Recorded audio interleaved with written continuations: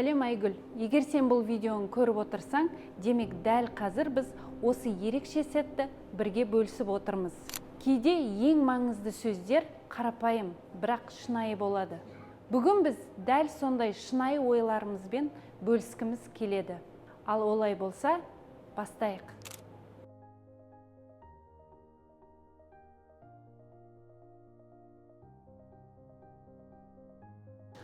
Мен Мармарил Декорға келместен бұрын осы бір ай бойы жұмыс іздедім. Іздеген яғни мұқият болып, кәдімгі условиясына қарап, кішкене андай критикамен қараған болатым. Ол кезде осы Мармарилға дейін бір компания болды. Оған кірдім. Бір аптада жұмыс істедім. Қызық емес екен түсінімде, осында үйге жақын болғасын деп, бамбук панель деп тұр, ол не екен көргім келді. Собеседованиеге келдім. Онлайн собеседование болды басында. Ол кезде кішкене түсініксіз болды не болатқан. Сосын уже кәдімгідей офлайнға келген кезде 3D осы шоурумды көрдім ол кезде, Әнет Бабадағы шоурумды. Сосын қызық бола бастады негізі, өйткені клиентпен маған жұмыс істеу өзіме бір не болу керек, как состязание деп айтады ғой, мысалға жаңа нәрсе үйрену керек, тем более осы бамбук панельдерде интерьер болғандықтан, дизайн болғандықтан өзіме жаңашыл болды да, что надо подбирать прям хорошо, ұнаған жері санау керек дегендей. Тем более жаңа менде мысалы отдел B2B деп аталады. Мұнда жұмыс вообще басқаша бұрынғыдан қарағанда. Тем более бұл как новый вызов сияқты болды. Соны қарап, зерттеп, стажировка өтіп, ұнағандықтан осы қалдым. Ішінде негізі осы компания ол кезде кішігірім болса да, адамдарды ұнады, арасында қарым-қатынастары мысалға бәрі талпынып тұрғаны, өз идеялары болды ол кезде уже кішігірім компания болса да. Тем более жас компания, бірақ өзім көріп тұрдым. Перспективасы бар екен, потому что бір компанияны қалай өсетінін көргім келді, көрместен бұрын еще өзім ішіне қатысқым келді, мысалға ат салысып дегендей. Сондықтан осы Мармарилға келдім, жұмыс істеп жатырмын. Мен Мармарил Декорға 2024 жылы 24 қыркүйекте менің Мұхамеджан деген нағашым осындай жұмысқа бамбук панельдерді жеткізу қызметіне шақырды. Мен негізінде бамбук панельдің не екенін білмедім. Көре өте керемет, өте пайдалы дүниелер шығып жатқанына көзім жетті. В этой компании я работаю недавно. До этого работал в автосалоне. Месяцев где-то 7-8 работаю в автосалоне. Так получилось, что наш автосалон закрылся, и я был в поисках работы.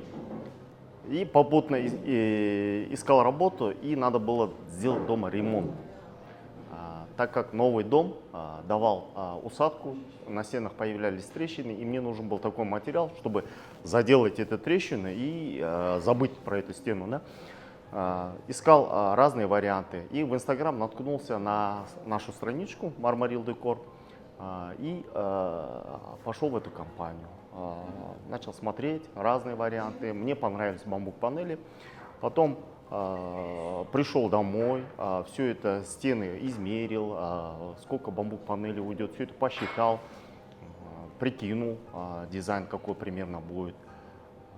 И попутно вечером у меня какие-то вопросы были, я писал в Инстаграм. Что мне понравилось, то что в Инстаграме сразу все четко отвечали, и попутно написал, ну, есть ли у вас вакансия для меня. А через какое-то время мне ответили, на следующий день пригласили на работу, я пришел. И как раз Айгуль ханым сама была на работе, и мы провели собеседование, она задала несколько вопросов. Так как у меня опыт работы в продаже был большой, я с уверенностью ответил, и меня как бы приняли на работу. Я вот уже буквально месяцев 3 работаю. Негізі жұмысқа бірінші мені Айсұлтан деген кісіден табады бұл кісі. Мен ол кезде сол кісілерді жұмыс жасап жатқанмын. Оказывается, Айсұлтан деген кісі бұл кісілерге нөмірін берген. Сөйтіп бұл кісілер мені 3 видеоға таргет түсіруге шақырады. Ең бірінші Айгүл ханыммен мен тікелей танысқан адамдардың қатарынамын негізі. Ол кезде Marmарил Decor қатты көтерілмеген, 10 000 подписчигі бар Инстаграмда. Сөйтіп маған 3 креатив түсіру керек еді деп, бұл кезде Айгүл ханым сөйлей алмайды. Мен петличкамен, Қуаныш ағаның нұсқауымен сөйлеп отыр, ана жерде қызық болды. Bir объектке барғанбыз, помню. Бір қай жақта ұмытып тұрмын, ол кісі Қытайға кетейін деп отыр 3 күннен кейін. Сөйтіп ол кісілерге видео ұнайды, видео жақсы өтеді, оказывается. Потом ол кісі Қытайға барғаннан кейін маған видеоларды монтаждауға жібереді, короче. Сөйтіп бір күні, бір айдан кейін, енді біз ұмытып кеттік, 3-ақ видео келіскен түгіліміз басында. Потом ұмытып кеттім мен оны. Бір айдан кейін маған бір кісі хабарласады. Ол кісі сақтап алған түгілім. Marmaril Decor деген секілді. Ал осындай біздің инстаграмымыз взломать етіп алды, то есть бізге нольден бастау керек деді да. Давай, почему нет дедім да, сөйтіп біз бастап кеттік жұмысты. Бір майдың кезінде ма сондай болды. Одан кейін жұмысты бастап кеттік, жұмыс жасадық. Жаймен ол кезде команда өте кішкентай болған, Қарлығаш, Анар, 2 кісі болды, Мұха бар. Сөйтіп өзіміз күнде обзорға шығып, Айгүлханның әлі есінде шығар, экспоға барып, қосшыға барып жүретінбіз, неше түрлі нәрселер істеп. Сөйтіп одан кейін уақыт өте келе осылай мен Мармарилға кіріп кеттім. Негізі Астанаға басқа жұмыс бойынша келгем, ол жұмыс болмай қалды. Сол кезде Қуанышевтің үйінде жүргем. Қуанышев өте тиімді ұсыныс айтты. Осындай складқа завсклад керек деді. Тегін. Өте тиімді ұсыныс екен білдім сол жерде. Сонымен жұмыс бастап кеттік. Қазір міне осы 3-ші жыл осы Мармарилда завскладта жұмыс жасап жатырмын. Осы Мармарилмен бір жерге жетемін деп ойлаймын. Marmaril Decorға мен қалай келдім? Енді өмірімде продажада, бұл саудада жұмыс істеймін деп қанша ұйықтасам да түсіме кірмепті. Ең бір қызық сәттер болды. Өзім 8 жыл бойы аспаз болып, өмірімнің барлығы сол аспаздық тарапта жалғасады деген ойда жүрдім. Өзімнің ресторанымды ашамын деп ойладым. Алайда өмірдің маған деген болжамдары басқаша болып шықты. Аяқ астынан барлығыңыз білесіздер, Ерлан ағаның кездестіріп, сол кісінің арқасында Айгүлханды кездестірдім, Қуаныш ағаны кездестірдім. Ең басында келген кезде мен бірден сездім, бұл жерде бір болашақ бар екенін түсіндім. Өйткені адамдардың аурасы барлығы сезіледі. Сол себептен мен сенімді болдым. Жаңағыдай барлығына үйреніп кететініме, жаңа сфера болғанымен де мен мүлдем өмірімде бір саудамен мүлде қатысы жоқ болмаған, мүлде саудада қатысым болмаған. Сонда да жақсы жетістіктерге жеттім деген ойдамын. Командаға барлығына рахмет. Мармарилға келгенім көп болмады, аз ғана уақыттар болған шығар. Жалпы Мармарилға мен ауылдан Астанаға жұмыс істеймін деп келгем. Сол бір моментте өзіміздің Мұхамеджан бауырымызды көріп, көшеде жоғып, давай бірге жұмыс істейік, көтерілейік, дамайық деген ниетпен осы Мармарилға жұмысқа кірдік. Бір-бірімізді алдағы уақытта қазір бірге жұмыс істеп келе жатырмық, бірге көтеріліп келе жатырмық. Шүкір. Қалғанын алдағы уақытта көре береміз. В целом, содан бір ай бұрын қана мен семейден аяқ астынан алдымда сестрамның жанына көшіп келген болатын Астанаға. Сол кезде іздедім, бір ай іздедім, но в то же время ештеңе таппайды, ештеңе ұнамайды жұмыстар. Сосын вот конце не болса да андай бір все осы жерге тоқталамын дедім да, кірдім, келдім. Ол жерде мүлдем Айгүл Нұрланнан да ешкімді де мүлдем көрген жоқ. Ең бірінші көрген адамым Анар апа болған. Сол кісі қарсы алып, сәлеметсіз бе деп тұрғандай. Айбай деп қалдым ғой. Сен клиент деп ойлап қапты мені. Сосын Айгерім сол кезде руководитель болған. Ол кісі қабылдап, полный собеседование өттім. Вроде бы жақсы, вроде бы біртүрлі түсінбеймін. Сөйтіп 3 күн стажировкадан өтіп, кіріп, нормально үйренісіп кеттім. Ең басында, честно сказать, өте қатты, әй, увольняться ете берем ау дейтін сомнение болған негізі. Өкінем сол сомнениемен. Солай келдім, в общем. Мармарилға мен жұмыс іздеп келдім. Сол уақытта біз Айза екеуміз бір моментте собеседование өтіп, бірақ бір жыл бойы араласпай, бір жылдан кейін подружка болып кетті. Да, кстати, соны айтудым. Вот, солай таныстық. Солай келдім. Мен Айгүлді 2011 жылдан бері танимын. Ол кезде ол 21 жастағы қыз болатын. Екеуміз бір ұжымда жұмыс істедік, жақсы жұмыс істедік. Кейін екі байланыс түзген жоқпыз. 2024 жылы бір отырыста кездесіп, Айгүл Қуаныш екеуінің осындай бір кәсіп бастап жатқандарын, компания ашып жатқандарын айтып, мен жұмысқа шақырған болатын. Содан бері мен келген кезде, ол кезде 2 адам жұмыс істейтін компанияда, дәл қазір уже 16 адамға жетті коллективіміз. Өте ризамын осы Мармарилға келіп жұмыс істеп жатқаныма, Мармарилдің бір бөлшегі болып, өзімнің үлесімді қосып жүргеніме өте ризамын. Мен Marmaril Decor компаниясына дизайнерлардың группасы арқылы келген болатынмын. Осыдан бір жыл бұрын, 2025 жылы мен дизайнер интерьера мамандығына оқып, Астана қаласы бойынша барлық дизайнерлар отыратын группаға қосылғанмын. Сол жерге объявленияны көріп қалдым. Marmaril Decor компаниясына менеджер қажет деген. Сразу Айгүл Нұрлановнаға хабарласып, ол кезде мен ол кісіні дұрыс танымаймын, хабарласып өзімнің вакансиямды ұсындым. Мен сіздерге жұмысқа кіргім келеді деп. Ол кісі мені бірден сразу собеседованияға шақырды. Собеседованияға келген кезде бірінші впечатление менің Айгүл ханымды өте андай мейірімді, ақкөңіл, жақсы руководитель екенін бірден байқадым. Және де ол кісімен собеседование өткіздік, жақынырақ таныстық, жаңағы компания туралы айтып берді. Айгүл ханымға деген көзқарасымды айтсақ, ең бастысы бұл новаторство деп айтуға болады, яғни ай сайын, даже апта сайын жаңашылдықты ойлап табады. Жаңа нәрсені біріншіден өздері ізденіс болады, іздейді, зерттейді, сосын еще біздің осы командаға жұмыстың үрдісіне, процесіне қоса бастайды. Бұл да осы негізі ең басты қасиет деп ойлаймын адамдағы. Екіншісі ол адамдармен тіл табысу қасиеті. Яғни мысалы көбінесе клиенттармен таныстырамыз біз ол кісіні, немесе өзінің клиенттері келеді, танымайтын болса да мысалы сол кісіні кәдімгідей өздері бір тіл табысып әңгіме соғып кетеді. Осы әңгіме соққан кезде потом еще ақырындап сделка жабыла қалады тез-тез. Сол жер жақсы. Әр адаммен өзінің мінезін көріп тұрады да әртүрлі қылып сөйлеседі, яғни подход таба бастайды мысалға любой адамға. Және осы өзі командаға өзінің семьясы сияқты қарайды мысалға. В Айгуль ханым мне нравятся такие качества, как доброжелательность, открытость, уверенность. Эти качества, где-то какие-то качества я перенимаю себе. То есть до этого, когда я устроился в эту компанию, я боялся, например, камер, да, выступать. И работая некоторое время в этой компании, я стал более увереннее. Айгүл ханым өте бір байсалды, жарқын көңілді, добрый душа деп айтады ғой. Сондай екен сезілді бірден. Мысалға адамдармен сөйлескенде ашық жарқын, ешқандай қысылмайды.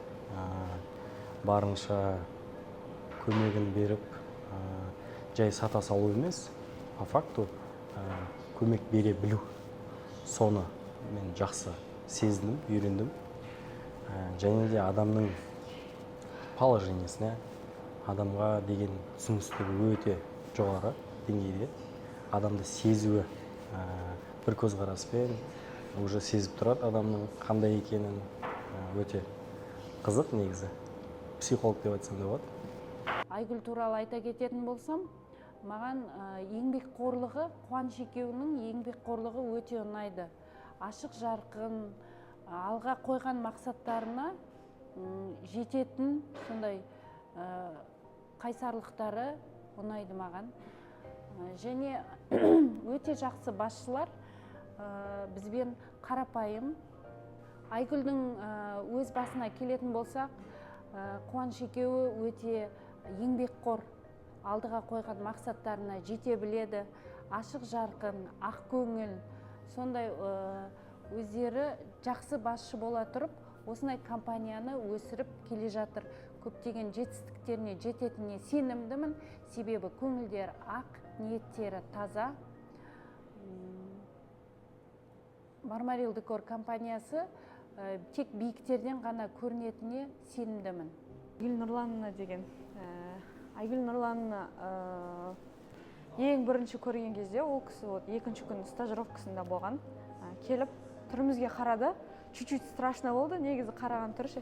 Но біз ойладық оны неме деп, ана кісі деп, бухгалтер деп. Қаралаштырады да, көрдіңдер ме основательдерді, директорды деп біз айттық. Жоқ, бұл бухгалтер ғой деп қоймай қоймыз. Ол кезде андай қатты тартпайтын, даже андай бізге салматсыз ба, сау болыңыз деп кетіп қалатын кісі ғой. Потом только вот танып бастадым, ол кісінің андай болады ғой, адамға деген отношениесін, қарапайымдылығын көріп, на самом деле өте қатты андай үлгі алғым келеді.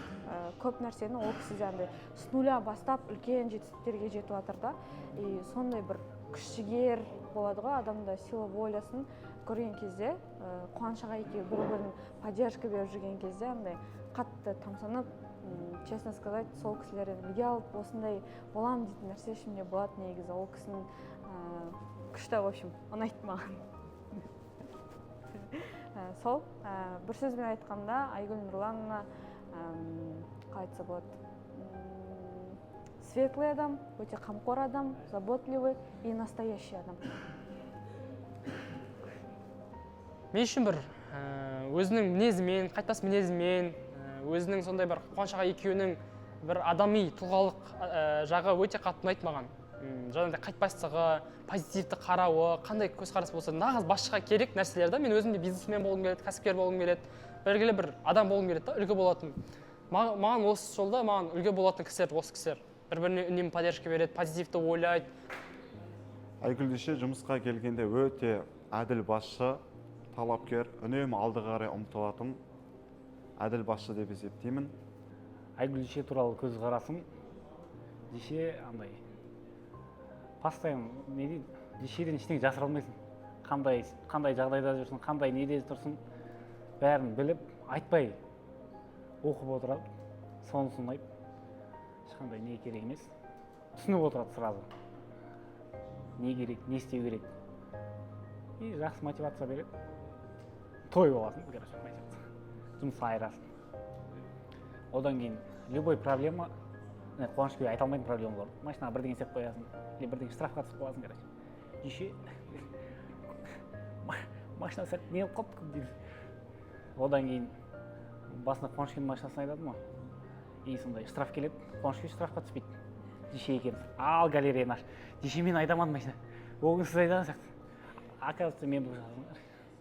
Айгүл Нұрланова ол біздің жеңгеміз болып келеді. Ол кісі жайлы айтатын болсақ, өте еңбекқор кісі. Алдағы қойған мақсаттар өте жоғары. Өзін всегда дамыту процесінде жүреді. Бір орында тоқтап қалу, ондай байқамадым. Всегда ізденісте жүретін кісі ғой. Айта кететін болсақ, ол өте жан ашыр.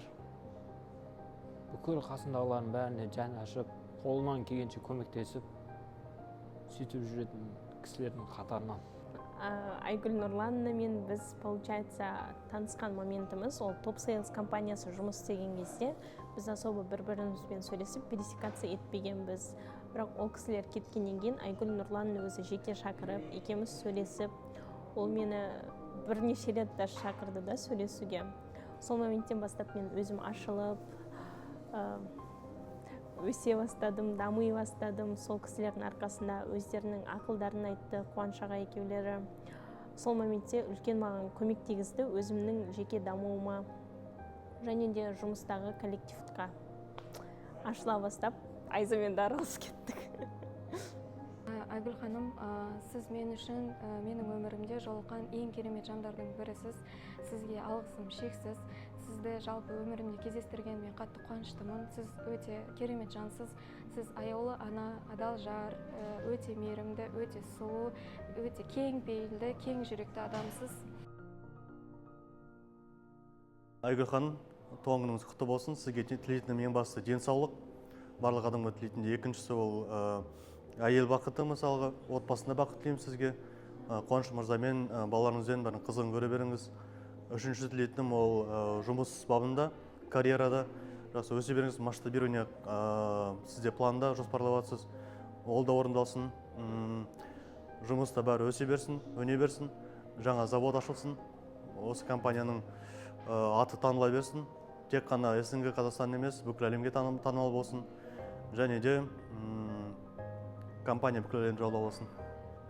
Құрметті Айгүл Нұрлановна, туған күніңізбен құттықтаймын. Сізге тілейтіндігім мықты денсаулық, мол байлық, мол табыс, бақыт, отбасыңызға амандық және сәттілік күндеріңіз толы болсын. Сіздің туған күніңіз құтты болсын. Әрдайым деніңізге саулық, ұл қыздарыңыздың әрдайым қасында болып, қуанышта жарқырап жүре беріңіздер. Қуаныш аға екеуіңіз бақытты болыңыздар. Әрдайым ойлаған, армандаған мақсаттарыңызға, бұдан да үлкен корпорацияға болуға бізде қол ұшымызды тигіземіз деген ойдамыз. Сіздермен бірге болып, әрдайым бір команда ретінде, бір үлкен отбасы ретінде бірге жұмыс істейтінімізге сенімдіміз. Сіздердің де денсаулықтарыңыз сау болсын, әрдайым ойларыңыз таза, жүректеріңіз ашық болсын. Айгүл, сені бүгінгі туған күніңмен құттықтаймын. Қуаныш екеулерің бала шағаларының қызықтарын көріп, ұзақта мағыналы ғұмыр сүрулеріңе тілектеспін. Алыс жақындағы туыстарың, мамаларың аман болсын. Тек мына жақсылық тілеймін. Бірге қол ұстасып, Қуаныш екеуің бірге қартайып, бақытты болыңдар. Айгүл Нұрлановна, туған күніңізбен шын жүректен құттықтаймын. Осы жаста қойып жатқан негізі барлық мақсаттарыңыз, басыңыздағы визуалыңыз, ойларыңыз барлығы жүзеге ассын. Келесі жылға дейін прям нені армандадыңыз, неге мақсат қойдыңыз, соның барлығы орындалсын.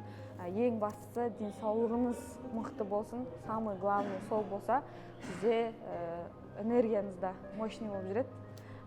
Сізді өте қатты уважать етеміз. Енді иногда қатты еркелейміз. Но нормально. Но тоже білеміз да, не бүйтіп, әй деген кезде тоқтаймыз. Сол аман есен жүре беріңіз. Айгүл ханым, сіздерге тек қана сәттілік, алдағы жобаларыңызда сәттілік тілеймін. Келіп жатқан жасыңыз сізге берекелі, осы үлкен масштабқа шығатын бір жылдардың қатарынан болғай. Сізді команда ретінде барынша қолдауға тырысуға, айтқан нәрселеріңізді екі етпей орындауға тырысамыз. Мен осы компанияда болғаныма қуаныштымын, өсем деп ойлаймын. Одан әрі СНГ-ге шығару деген сияқты ойым бар. Өзім 500 подписчик еткізу деген секілді сол жолда қызмет етемін деген ойдамын. Сізге рахмет. Тек қана алдыға дами беріңіздер. Ал деше бүгін келіп жеткен жеке мерекеңіз, яғни туған күніңіз құтты болсын. Сізге ұзақ ғұмыр, зор денсаулық тілеймін. Алға қойған мақсаттарыңызға көкем екеуіңіз аман есен, денсаулықтарыңыз мықты болып жете берсін. Өмірде тек күліп жүріңіз. Менің алтын дешелерімнің бірісіз. Деше, туған күніңізбен шаршамаңыз, тек алға. Біз сізді тура осы қалпыңызда жақсы көреміз. Ма бүйті, Айгүл Нұрлановаға айтатын тілектерім: өте жоғары деңгейде өзіңізді көрсете біліңіз, өз-өзіңізді бағалаңыз, өз-өзіңізді құрметтеңіз. Сіз өте құрметке лайықты кісісіз. Біз сізді жақсы көреміз. Көкем екеуіңіз бақытты болыңыздар. Алға қойған мақсаттарыңызға бірге жете беріңіздер. Біз сіздерді жақсы көреміз. Айгүл Нұрлановна, сізді туған күніңізбен құттықтаймын. Мен сізді өте қатты сыйлаймын. Сізге осы өмірдегі бар жақсылықты тілеймін. Зор денсаулық, самое главное. Жақындарыңыздың қасында осылай жарқырап күліп ойнап жүре беріңіз. Қуаныш аға екеулеріңіз бір жастықта қартайып, сізге үлкен рахмет айтамын. Сіз білесіз, мен тосты айта алмаймын. Мынау жүрегімнен шығып тұрған одан да көп тілектерім бар. Сізді жақсы көремін. Айгүл, бүгінгі команданың жылы лебіздерін қабыл ал. Сәл-сәл қобалжулар болды, бірақ команданың ілтипатын жеткіздік деген ойдамыз. Сіздердің армандаған командаларыңыз болуға барымызды саламыз. Сіздердің құрған командаларыңыз Marmaril Decor.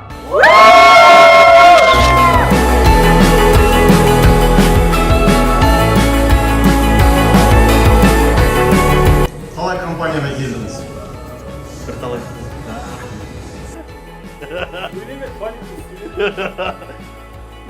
Семейде емес не?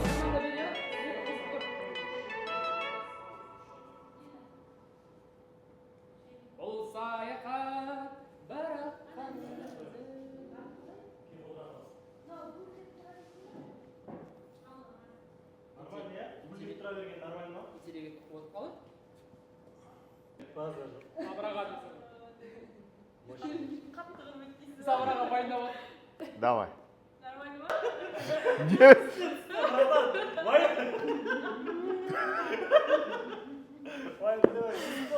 Да?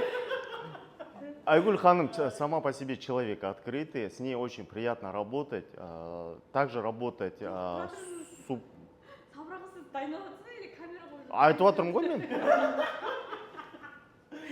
Давай, Нұрсерік. И болды 4-5-6 көз кетіп қалса жақсы болушы еді. Құрметті Айгүл Нұрланына, туған күніңізбен құттықтаймын. Сізге, блин, что это музыка? Отвлекайте.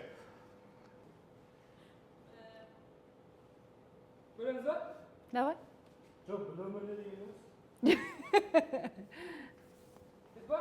Кет.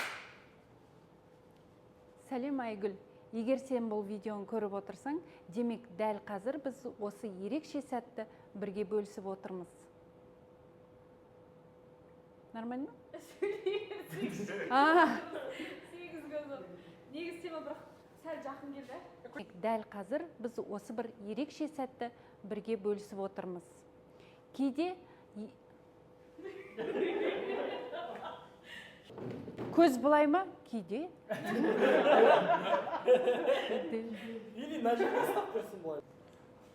Айза, көмектеспейсің ба? Өзімен өзі көмектесші Айза, біреу хотя бы Рамазанға көмектесші.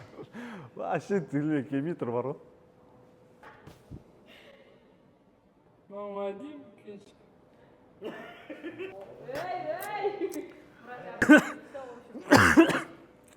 Ұмытып қалғансың. Сұрадым. Нұрсерікке қараған жерде ұмытып қалғансың ғой. Нұрсерік болды, мына жаққа тұра берші ондай. Ей, тұра тұрыңдар, ей, асықпасыңыз.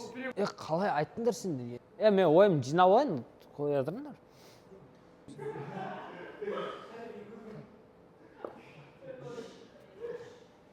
Жалпы не жаңалық болып отыр, жігіттер сенден дауыстарың жарқын шығып отыр да. Ей, маған подсказка беріп отырыңдаршы, мен білмеймін не дерімді. Мен не дерімді білмеймін. Ей, қойшы, зачем? Все, стоп. Болды.